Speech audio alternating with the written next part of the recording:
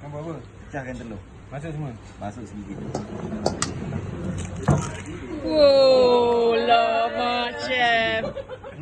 Ni apa? Chicken stock. Powder. Okey. Okey, kau dulu. Terus telur dengan perasa chicken stock tu dah sebati, baru masukkan tepung. So kita tak payah pakai garam Tak perlu garam. Tak perlu garam. Chicken stock tu dah masak. Udang tu Okey. dia dah potong belakang kan? Okey. Ni apa? Semua? Masukkan semua. Tepung ubi kayu.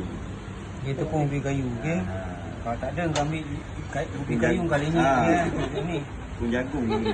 Pun jagung, Bukan lah Melaka lah. Sedikit juga.